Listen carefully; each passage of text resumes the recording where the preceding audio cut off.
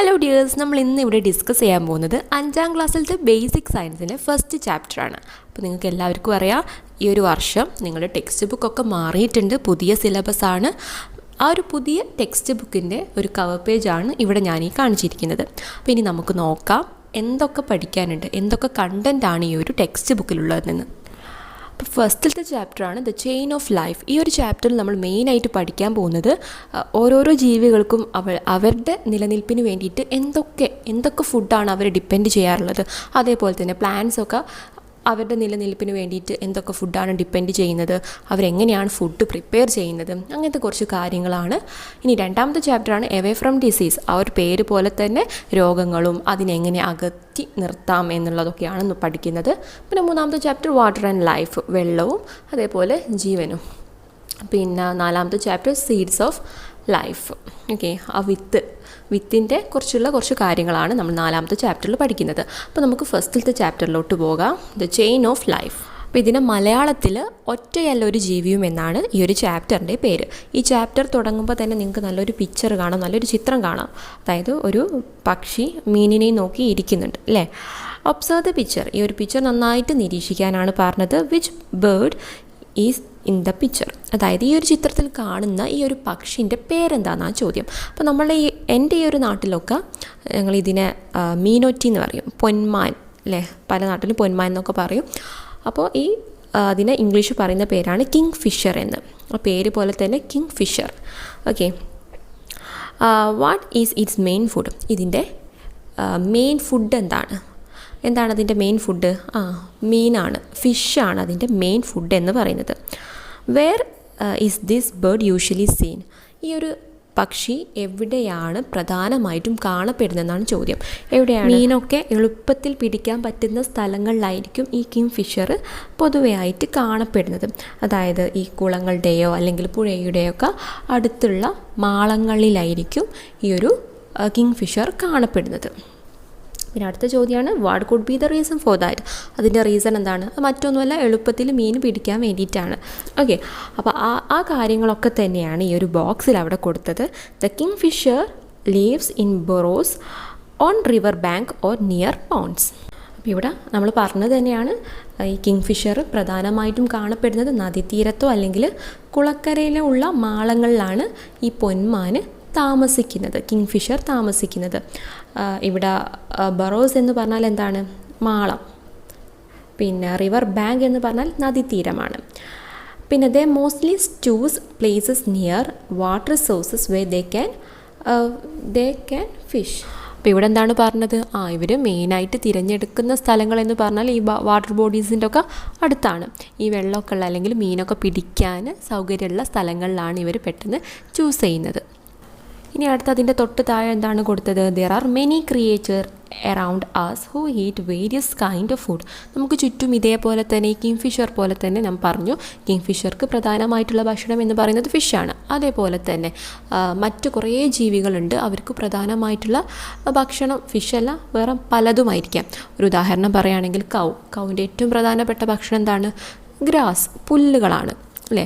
അതേപോലെ തന്നെ എന്താണ്, അങ്ങനത്തെ കുറേ ജീവികളുണ്ട്. അപ്പോൾ ഇവിടെ what is the main food of got. ഇവിടെ എന്താണ് ചോദിച്ചത്? ഗോട്ട് എന്ന് പറഞ്ഞാൽ എന്താണ്? ആടിൻ്റെ പ്രധാനമായിട്ടുള്ള ഭക്ഷണം എന്തൊക്കെയാണെന്നാണ് ചോദ്യം. എന്തൊക്കെ നമുക്ക് അവിടെ കൊടുക്കാം? ഗ്രാസ് പറയാം, ഗ്രാസ് എന്ന് പറഞ്ഞാൽ പുല്ല്. പിന്നെ എന്താണ്? ഗ്രെയിന്, ധാന്യങ്ങളൊക്കെ കഴിക്കും അല്ലേ. ഇനി അതിൻ്റെ തൊട്ട് താഴെ എന്താണ്? Which other creative feed on part of plants.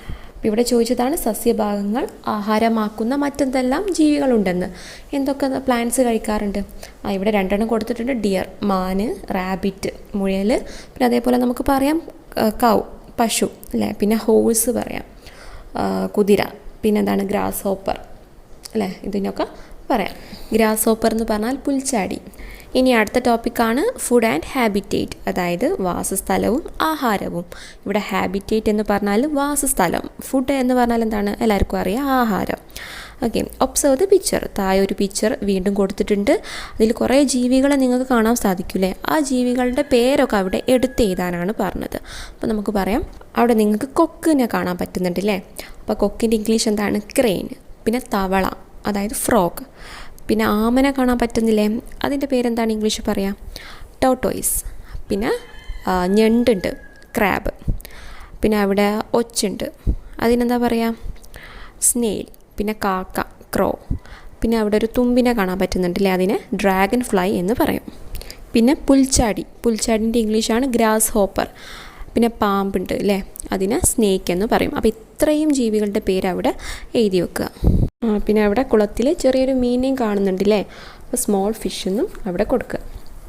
പിന്നെ അടുത്തതാണ് നമ്മളോട് ചോദിച്ചത്, which of these creature feed on plants.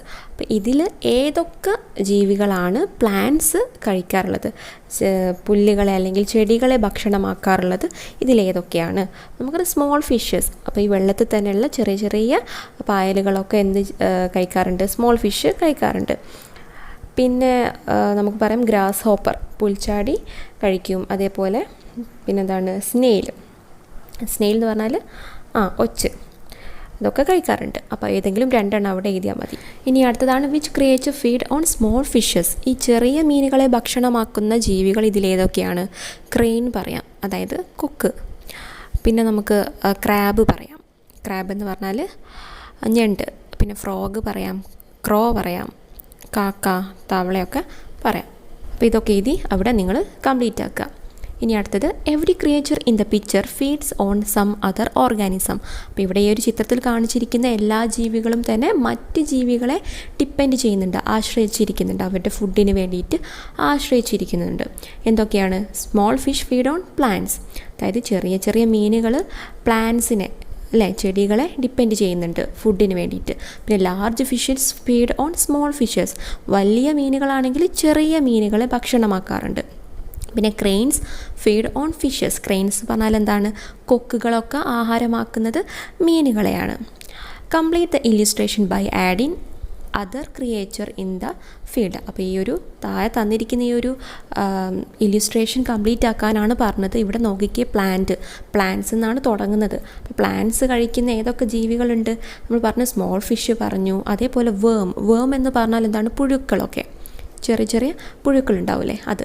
പിന്നെ മറ്റൊന്ന് നമ്മളവിടെ ഫില്ല് ചെയ്യണം. നമുക്ക് എന്ത് പറയാം അവിടെ നമുക്ക് ഗ്രാസ് ഹോപ്പർ പറയാം അല്ലേ, പുൽച്ചാടികളൊക്കെ പുല്ല് കഴിക്കാറുണ്ട്. പിന്നെ അതേപോലെ സ്മോൾ ഫിഷിനെ അവിടെ കഴിക്കുന്ന രണ്ടെണ്ണത്തിന് അവിടെ കൊടുത്തിട്ടുണ്ട്. സ്മോൾ ഫിഷ് ലാർജ് ഫിഷ് കഴിക്കും. അതേപോലെ തന്നെ എന്താണ്, ഫ്രോഗും കഴിക്കാറുണ്ട്. ഫ്രോഗ്, തവളകളൊക്കെ ഈ സ്മോൾ ഫിഷിനെ ഭക്ഷണമാക്കാറുണ്ട്.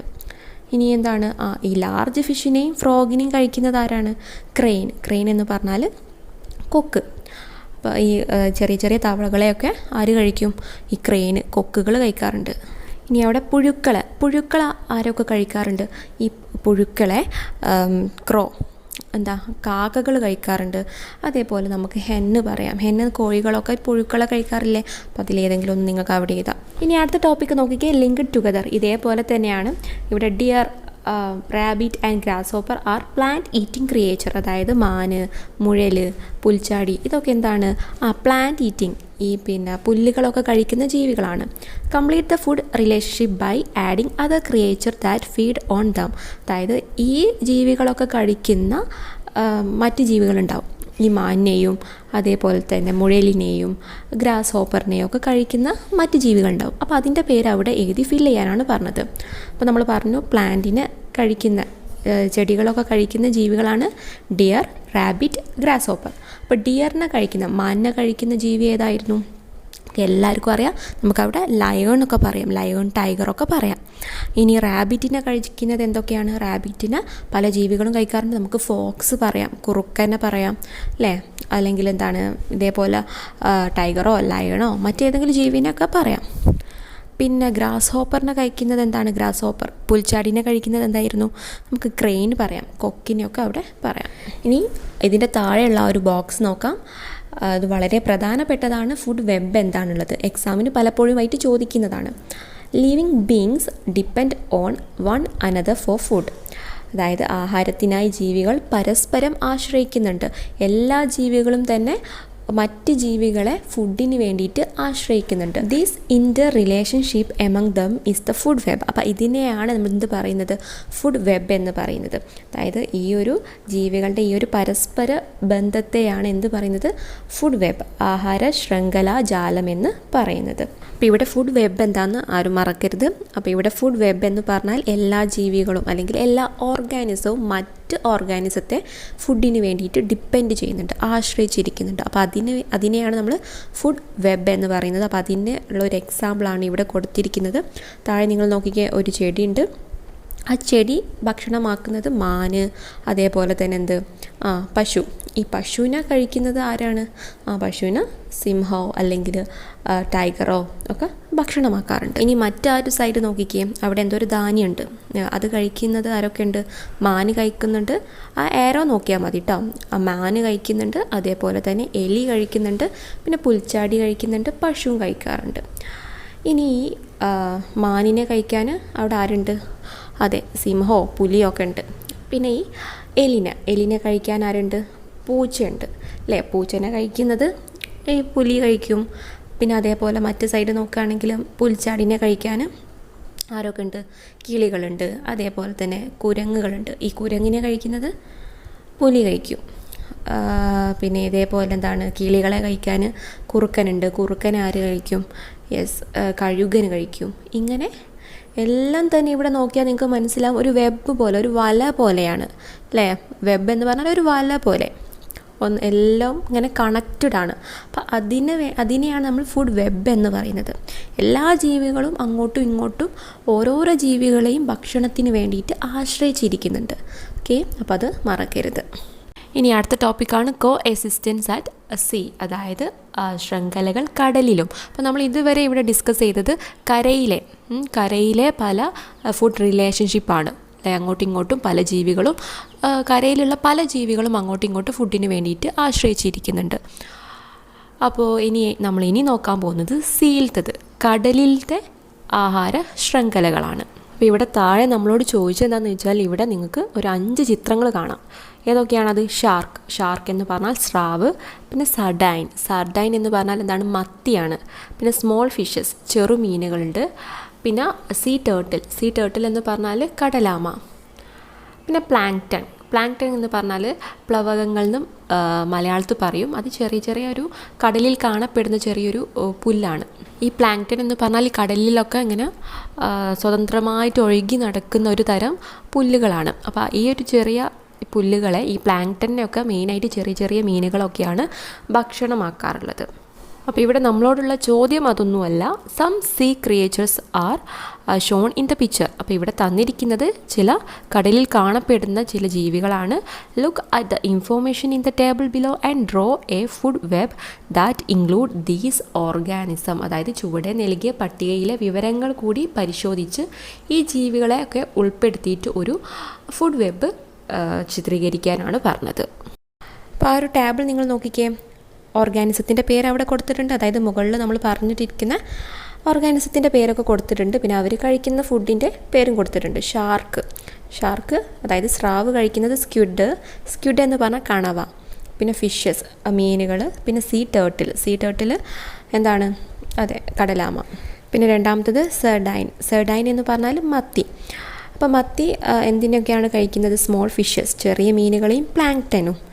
പിന്നെ സീ ടേർട്ടിൽ, കടലാമ കഴിക്കുന്നത് പ്ലാന്റ് പാർട്ട്, പിന്നെ ഫിഷസ്, ചെടികളുടെ ഭാഗങ്ങളും പിന്നെ ഫിഷുമാണ് കഴിക്കുന്നത്. പിന്നെ സ്മോൾ ഫിഷസ്, ചെറിയ മീനുകൾ കഴിക്കുന്നത് പ്ലാങ്ക്ടന്. അപ്പോൾ ഇതൊക്കെ വെച്ചിട്ട് നമ്മളോട് ഒരു ഫുഡ് വെബ് തയ്യാറാക്കാനാണ് പറഞ്ഞത്. അപ്പോൾ ഈ ഒരു രീതിയിൽ നമുക്ക് ഇവിടെ ഫുഡ് വെബ് തയ്യാറാക്കാം. ഇത് ഞാൻ എൻ്റേതായിട്ടുള്ള രീതിയിൽ ഉണ്ടാക്കിയതാണ്. ഇനി നിങ്ങൾക്ക് വേറെ ഐഡിയ ഉണ്ടെങ്കിൽ നിങ്ങൾക്ക് അതേപോലെ ഉണ്ടാക്കാം. അപ്പോൾ ഇവിടെ നോക്കിക്കേ, പ്ലാങ്ക്ടന് ഭക്ഷണമാക്കുന്ന ജീവികൾ ഏതൊക്കെയാണ്? സ്മോൾ ഫിഷസ്, ചെറിയ ഫിഷസും അതേപോലെ തന്നെ സർഡൈനുമാണ്. മത്തിയും ചെറിയ മീനുകളുമാണ് പ്ലാങ്ക്ടൺ ഭക്ഷണമാക്കുന്നത്. ഈ സ്മോൾ ഫിഷസിനെ ഭക്ഷണമാക്കുന്നത് എന്തൊക്കെയാണ്? സീ ടേർട്ടിൽ ഭക്ഷണമാക്കാറുണ്ട് അല്ലേ? കടലാമ. ഈ കടലാമനെയും അതേപോലെ സർഡൈനെയും ഭക്ഷണമാക്കുന്നത് ഷാർക്ക്, അതായത് സ്രാവ് ഭക്ഷണമാക്കുന്നുണ്ട്. ഇനി അടുത്തൊരു ടോപ്പിക്കാണ് ഫോർ സർവൈവൽ എന്ന് പറഞ്ഞാൽ നിലനിൽപ്പിനായി. ഓക്കെ, അപ്പോൾ ഇവിടെ വീണ്ടും ഒരു ചിത്രം കാണാം. Observe the picture. ഈ ഒരു ചിത്രം നന്നായിട്ടൊന്ന് നിരീക്ഷിക്കുക. കുറേ ജീവികളൊക്കെ ഉണ്ട് അതിൽ. Did you see the fish in the pool? അതായത് ആ ഒരു കുളത്തിലെ മീനുകളെ നിങ്ങൾ കാണുന്നില്ലേ? What component does the fish need to survive? ആ ഒരു മീനിന് ജീവിക്കാൻ എന്തൊക്കെ കമ്പോണൻസ് ആണ് ആവശ്യം? കമ്പോണൻസ് എന്ന് പറഞ്ഞാൽ ഘടകങ്ങളാണ് ആ ഒരു മീനിന് ജീവിക്കാൻ ആവശ്യമായിട്ടുള്ളത് എന്നാണ് ചോദ്യം. അപ്പോൾ അതിൽ 2 അവിടെ കൊടുത്തിട്ടുണ്ട്. സൺലൈറ്റ് അല്ലേ, സൺലൈറ്റ് ആവശ്യമാണ്, സൂര്യപ്രകാശം ആവശ്യമാണ്. അതേപോലെ അക്വാട്ടിക് പ്ലാന്റ്സ് എന്ന് പറഞ്ഞാൽ ഈ കുളത്തിൽ തന്നെ ചെറിയ ചെറിയ ഈ ചെടികളുണ്ടാകും. ആ ചെടികൾ കഴിച്ചിട്ടാണ് ഈ മീനുകളൊക്കെ ജീവിക്കുന്നത്. അപ്പോൾ പിന്നെ അക്വാട്ടിക് പ്ലാന്റ് വേണം, അതേപോലെ സൺലൈറ്റ് വേണം. പിന്നെ എന്തൊക്കെ ആവശ്യം ഉണ്ടാവും? ഓക്സിജൻ വേണം അല്ലേ. നമുക്കറിയാം നമ്മളും അതേപോലെ മീനുകളും എല്ലാ ഓർഗാനിസം തന്നെ ശ്വസിക്കുന്നത് എന്താണ്? ഓക്സിജനാണ്. അപ്പോൾ ഓക്സിജന് വേണം അതിന് ജീവിക്കാൻ. പിന്നെ വാട്ടർ വേണം, വാട്ടറിലാണ് അവർ ജീവിക്കുന്നത് തന്നെ അല്ലേ. അപ്പോൾ വാട്ടർ ആവശ്യമാണ്. പിന്നെ അതേപോലെ തന്നെ മൈക്രോ ഓർഗാനിസം, ചെറിയ ചെറിയ ജീവികളെ അവർ ഭക്ഷണമാക്കാറുണ്ട്. അപ്പോൾ എന്തൊക്കെയാണ്? സൺലൈറ്റ്, അക്വാട്ടിക് പ്ലാന്റ്സ്, പിന്നെ വാട്ടർ, ഓക്സിജന്, മൈക്രോ ഓർഗാനിസം. ഇനി നമ്മളോട് അതിൻ്റെ താഴെ പറഞ്ഞിരിക്കുന്നത് വളരെ പ്രധാനപ്പെട്ടിട്ടുള്ളൊരു മറ്റൊരു കാര്യമാണ്. അതായത് ഈ ഒരു ചിത്രത്തിൽ കാണുന്ന ജീവനുള്ളവയും, അതായത് ലിവിങ് തിങ്സും നോൺ ലിവിങ് തിങ്സ്, ജീവൻ ഇല്ലാത്തതുമായിട്ടുള്ള സാധനങ്ങളെ വേർതിരിക്കാനാണ് പറഞ്ഞത്. അപ്പോൾ നമുക്ക് നോക്കാം. ലിവിങ് തിങ്സിൽ വരുന്നതാണ്, നിങ്ങൾ ആ ഒരു ചിത്രം നന്നായിട്ട് നിരീക്ഷിക്കണം. ലിവിങ് തിങ്സിൽ വരുന്നതാണ് ക്രെയിൻ എന്ന് പറഞ്ഞാൽ കൊക്ക്, ക്രാബ്, ഞണ്ട്, ഡക്ക് അല്ലേ. ഡക്ക് എന്താണ്? താറാവ്. പിന്നെ ടോട്ടോയിസ് ആമ, പിന്നെ ഗ്രാസ് ഹോപ്പർ ഉണ്ട്, പുൽച്ചാടി, പിന്നെ ഫ്ലൈ ഉണ്ട്, ഡ്രാഗൺ ഫ്ലൈ, തുമ്പിയുണ്ട്. പിന്നെ എന്താണ്? പ്ലാന്റ്സ് ഉണ്ട്. അപ്പോൾ പ്ലാന്റ്സും എന്താണ്? ലിവിങ് തിങ്സ് ആണ്. നമുക്കറിയാം പ്ലാന്റ്സും നമ്മളെപ്പോലെ തന്നെ ശ്വസിക്കുന്നുണ്ട്. ഇനി അതൊക്കെ നമ്മൾ കുറച്ച് കഴിഞ്ഞിട്ട് പഠിക്കുക. ഇതിൽ തന്നെ നിങ്ങൾക്ക് പഠിക്കാനുണ്ട്. പിന്നെ സ്നെയിൽ, ഒച്ചുണ്ട്. ഇതൊക്കെയാണ് അതിൽ നമ്മൾ ലിവിങ് തിങ്സിൽ. ബിഗ് ഫിഷൊക്കെ ഉണ്ട്. അപ്പോൾ അതൊക്കെ നിങ്ങളവിടെ എഴുതി വെക്കുക ലിവിങ് തിങ്സിൽ. പിന്നെ നോൺ ലിവിങ് തിങ്സിൽ വരുന്നതാണ് വാട്ടർ വരും, എയർ വരും, സൺലൈറ്റ് വരും. പിന്നെ അതേപോലെ പിന്നെ റോക്ക് ഉണ്ട്. റോക്ക് എന്ന് പറഞ്ഞാൽ എന്താണ്? പാറക്കല്ലുകളുണ്ട്. പിന്നെ അതേപോലെ സോയിൽ, മണ്ണ് വരുന്നുണ്ട്. ഇതൊക്കെ എന്താണ്? നോൺ ലിവിങ് ആണ്, ജീവനില്ലാത്തവയാണ്. ഏതൊക്കെയാണ്? വാട്ടർ, എയർ, സൺലൈറ്റ്, പിന്നെ റോക്ക്, അതേപോലെ തന്നെ സോയിലും. അപ്പോൾ ഇതൊക്കെ അവിടെ നിങ്ങൾ എഴുതി വെക്കുക. അപ്പോൾ ലിവിങ് തിങ്സും നോൺ ലിവിങ് തിങ്സും നിങ്ങൾക്ക് മനസ്സിലായാലോ? ജീവനുള്ളവയും ജീവനില്ലാത്തവയുമാണ്. ഓക്കെ, അപ്പോൾ ഇന്നത്തെ ക്ലാസ് ഞാൻ ഇവിടെ അവസാനിപ്പിക്കുകയാണ്. അപ്പോൾ ഇന്ന് നമ്മൾ കുറച്ച് കാര്യങ്ങളാണ് എടുത്തത്, എന്നാലും വളരെ പ്രധാനപ്പെട്ടതാണ്. ഇതിൽ നമ്മൾ ഏറ്റവും പ്രധാനപ്പെട്ട് നിങ്ങൾ മനസ്സിലാക്കേണ്ടതും പഠിക്കേണ്ടതുമായിട്ടുള്ളതാണ് ഫുഡ് വെബ് എന്താണെന്നുള്ളത്. അപ്പോൾ ഫുഡ് വെബ് എന്ന് പറഞ്ഞാൽ മറ്റൊന്നുമല്ല, എല്ലാ ജീവികളും മറ്റ് ജീവികളെ ആശ്രയിക്കുന്നുണ്ട്, ഫുഡിന് വേണ്ടിയിട്ട് മറ്റ് ജീവികളെ ആശ്രയിക്കുന്നുണ്ട്. അപ്പോൾ അതിനെയാണ് നമ്മൾ പറയുന്നത് ഫുഡ് വെബ് എന്ന് പറയുന്നത്. അപ്പോൾ നമ്മൾ ഇവിടെയുള്ള ഏതൊരു ജീവിനെ എടുത്താലും അത് മറ്റ് ജീവികളെ ഫുഡിന് വേണ്ടിയിട്ട് ആശ്രയിക്കുന്നുണ്ട്. ഇപ്പോൾ നമ്മൾ തന്നെ എന്തിനു വേണ്ടി ആശ്രയിക്കുന്നുണ്ട്? ഇപ്പോൾ നമ്മൾ എനിമൽസിനെയും ഫുഡിന് വേണ്ടിയിട്ട് ആശ്രയിക്കുന്നുണ്ട്. അതേപോലെ പ്ലാന്റ്സിനെയൊക്കെ തന്നെ ഫുഡിന് വേണ്ടിയിട്ട് ഡിപ്പെൻഡ് ചെയ്യുന്നില്ലേ നമ്മൾ? പ്ലാന്റ്സ് അല്ലെ, ചെടികൾ നമ്മൾ കഴിക്കാറുണ്ട്. അതേപോലെ തന്നെ എനിമൽസിനെയും, കോഴി, ആട്, ഇതൊക്കെ കഴിക്കാറില്ല. അപ്പോൾ ഇതൊക്കെ എന്താണ്? നമ്മൾ എല്ലാ ജീവികളെയും ഡിപ്പെൻഡ് ചെയ്യുന്നുണ്ട്. അതിനാണ് നമ്മൾ ഫുഡ് വെബ് എന്ന് പറയുന്നത്. അപ്പോൾ എൻ്റെ ക്ലാസ് എല്ലാവർക്കും മനസ്സിലായി എന്ന് കരുതുന്നു. എൻ്റെ ചാനൽ ആദ്യമായിട്ടാണ് കാണുന്നതെങ്കിൽ ലൈക്ക് ചെയ്യണം, ഷെയർ ചെയ്യണം, സബ്സ്ക്രൈബ് ചെയ്യണം. താങ്ക്